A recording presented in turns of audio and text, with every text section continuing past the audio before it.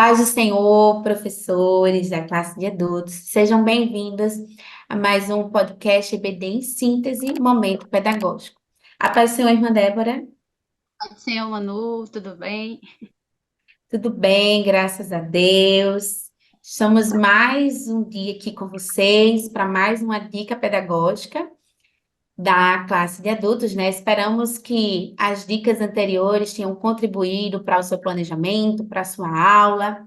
E hoje nós estamos aqui com a lição de número 2, que tem por título A Escolha entre a Porta Estreita e a Porta Larga. Essa lição, ela vai ter como objetivos explicar a analogia da porta estreita e do caminho apertado, do ponto de vista bíblico e teológico. Destacar que a decisão pela porta estreita requer uma vida de renúncia e disposição para enfrentar os desafios da caminhada cristã. E, por fim, apontar que a entrada pelo caminho estreito está baseada no arrependimento, confissão de pecados e novo estilo de vida.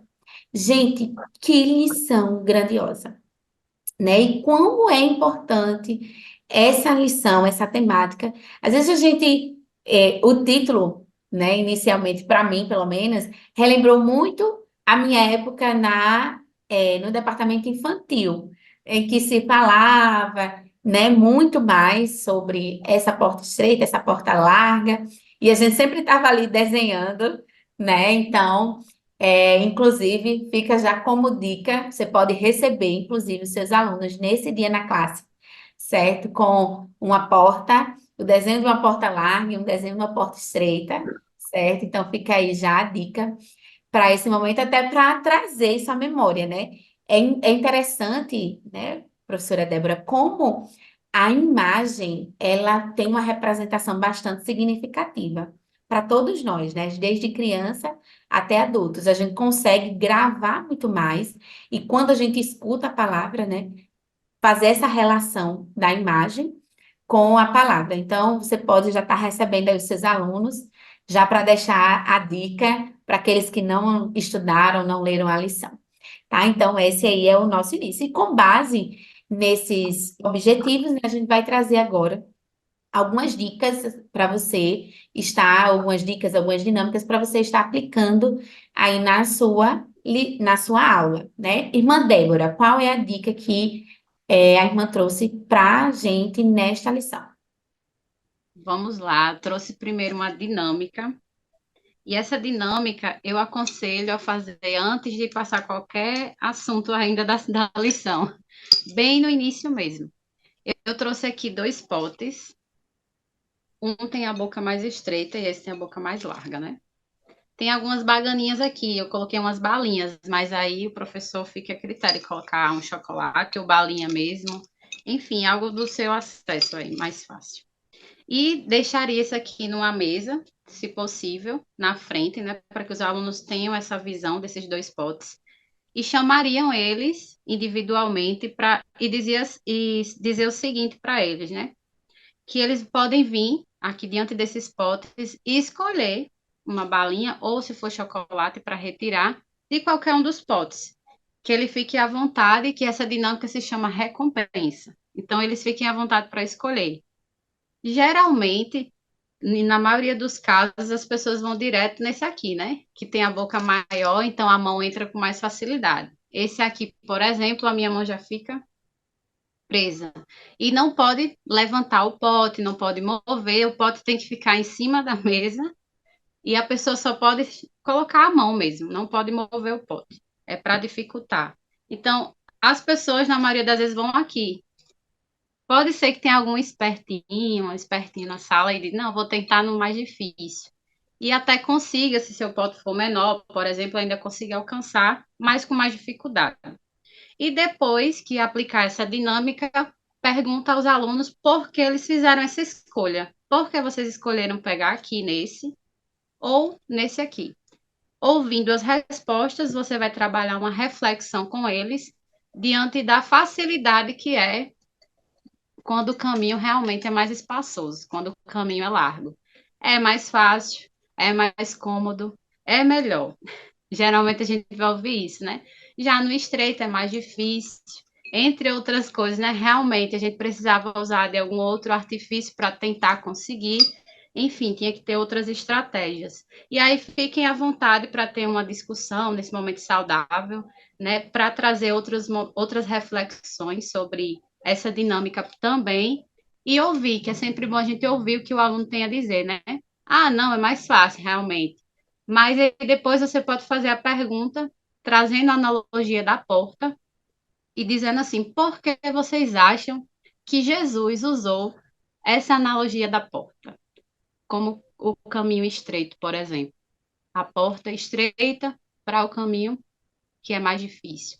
E aí deixem eles falarem, ouçam o que os seus alunos têm a dizer para que vocês possam trabalhar de uma forma muito saudável e trazer um assunto bem claro para eles a respeito da diferença dos caminhos estreito e largo que a gente escuta desde de criança, né? Como o Manu falou, a gente escuta esse assunto há muitos anos, então vamos trazer à memória tudo que a gente tem acerca desses caminhos, ouvindo os alunos e assim poder trabalhar iniciando a aula, porque essa dinâmica seria para o início da aula. Essa é a Ótimo, primeira. muito bom. Dentro desse início, você pode aí aproveitar a dinâmica que a irmã Débora trouxe e estar, a partir dessas respostas, né? A lição ela já traz, inclusive, essa sugestão de método. Então, conforme eles forem dizendo o motivo da escolha, né? Você pode, paralelamente, fazer um quadro comparativo em porta larga e porta estreita. E aí, ir relacionando, conforme a resposta que eles deram em relação aos potes, né? Ah, esse aqui, porque eu conseguia pegar eu vi que eu ia poder pegar com maior facilidade, por isso que eu não fui para o outro. Então, quais são as facilidades que neste mundo nós temos em relação àquilo que vocês acham que Jesus quis ensinar, ou que a lição quer abordar dentro dessa temática? Né, da porta estreita, e da porta larga. O que que vocês acham? E aí você pode começar dentro da própria dinâmica, aproveitar para fazer esse quadro comparativo, né? Quais são esses aspectos que torna a porta larga mais atrativa aos olhos, mais fácil? E qual é, né, essa parte os aspectos da porta estreita que nos faz ver ali que, ai, é difícil, eu não sei se eu consigo, que traz aquela coisa assim bem, né, muitas das vezes desanimadora, né? Em algumas falas, inclusive, a gente vê muito isso, essa ênfase de que, de fato, a porta estreita é um caminho mais difícil, é justamente mais estreito, mas atrelo isso muito ao nosso próprio eu, né? Eu vejo que essa relação, ela está porque é o eu renunciando aos meus desejos, à minha carne, às minhas vontades, ao meu egoísmo, tudo o eu, né? Então, é renunciar de fato ao eu. Por isso que é muito difícil, porque né? A gente já nos ama tanto que é difícil a gente lutar contra nós mesmos, né? Então, é muito dentro desse aspecto. Então, uma outra dica que eu trago para vocês é trabalhar, né, a palavra-chave. Então, você pode fazer um acróstico aí com a palavra porta, considerando o que eles já sabem sobre o assunto, certo? Então, você pode estar aproveitando, explorando bem, já que a gente está trabalhando duas portas aí, né? Trabalhar bem a palavra porta, fazer um acróstico, ou só trabalhar a definição, trazer a definição, inclusive, é muito bom para justamente trazer essa ideia que a irmã Débora trouxe, né, em relação a por que que Jesus usou exatamente essa analogia, né? Essa é a porta, né? Por que a porta? Até a questão, como eu falei, né, de relacionar a imagem, então, ao critério mesmo, a função que uma porta tem, então, tudo isso está associado, né? Não só isso, mas outras questões teológicas que vocês vão ver aí ao longo da lição também, tá? E aí, para finalizar, então, depois desse momento inicial de dinâmica, né, desse quadro comparativo, ou do estudo da própria palavra porta, você pode estar finalizando, antes da sua conclusão, após o desenvolvimento da aula, aplicando um mapa mental, em que a palavra vai ser a palavra-chave, porta, e aí eles vão escrever o que que eles aprenderam sobre essa porta, né? Primeiro, quem é a porta. Então, aí você vai trazendo os aspectos, qual é a função, quais os desafios. Então, você pode estar fazendo, construindo com eles esse mapa mental. tá? Então, essas são as dicas pedagógicas. Irmã Débora? Só para finalizar também, uma dica assim para fechar a aula também, a lição ela vai falar que para a gente realmente trilhar o caminho estreito, a gente precisa andar na contramão do mundo. Aí, se você tiver o quadro disponível, ou então, se não tiver quadro, pode ser falando mesmo. Aí pode perguntar aos seus alunos o que precisamos fazer para andar na contramão do mundo. Aí eles vão falar renunciar, como foi dito aqui, por exemplo, tenho que deixar de ser egoísta, tenho que perdoar mais. A minha sugestão seria pegar todas essas palavras, colocar em tirinhas de papéis e que cada um pegasse uma tirinha de papel com um tipo, com um nome desse, por exemplo, renunciar meus desejos, ou, por exemplo, perdoar mais. Vamos supor, o professor anotou tudo isso aí, colocou no papel e eu retirei o perdoar mais. Então, a minha meta, pelo menos durante essa semana, é para eu lembrar que eu preciso perdoar mais.